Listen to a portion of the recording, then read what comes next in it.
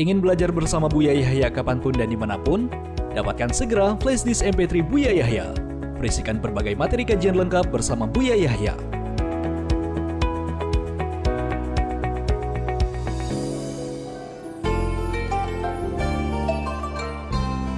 Assalamualaikum warahmatullahi wabarakatuh, Buya. Assalamualaikum warahmatullahi wabarakatuh. Apakah penyakit hati itu termasuk ujian juga? Mohon penjelasannya, Buya. Terima kasih. Baik, penyakit hati adalah bisa saja ujian, tapi bisa saja hukuman. Allah menjadikan seorang hamba itu tiba-tiba tidak senang dengan kebaikan, itu hukuman. Hukuman halus, para ahli tasawuf mengatakan itu hukuman. Kalau tiba-tiba Allah menitipkan benci ke hati kita kepada orang-orang baik, maka itu hukuman. Sebab benci itu kan kesiksa kita.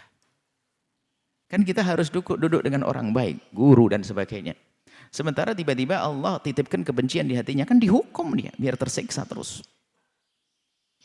Bisa saja hukuman, ujian bisa dikatakan ujian.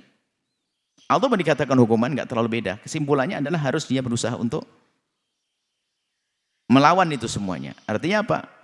Jika diuji oleh Allah atau dihukum dengan kedengkian, memahami hukuman itu kadang nggak begitu paham tentang kedengkian. Orang dengki kepada seseorang, itu hukuman itu.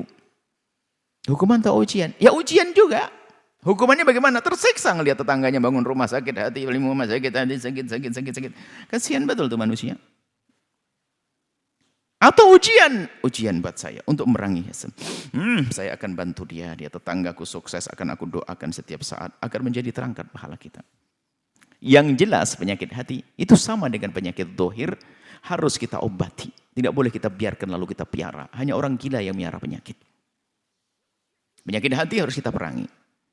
Agar menjadi tidak penyakit lagi. Kalau kita benci pada seorang kita perangi, bagaimana berubah menjadi cinta.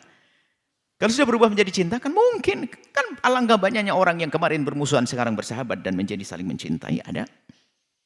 Sayyidina Umar dengan Sayyidina Nabi adalah, Sayyidina Umar sangat membenci Nabi. Pada akhirnya diganti dengan cinta, bisa kok. Mungkin sekali. Maka yuk cari sebab cinta. Itu yang perlu kita hadirkan. Saling memberi hadiah, mengucapkan salam, tegur sapa yang baik dan sebagainya. Nih, ini semuanya itu akan berguna bagi orang yang sadar bahwasanya ada penyakit di dalam hatinya. Setelah sadar penyakit dalam hatinya dan sadar kalau itu ujian.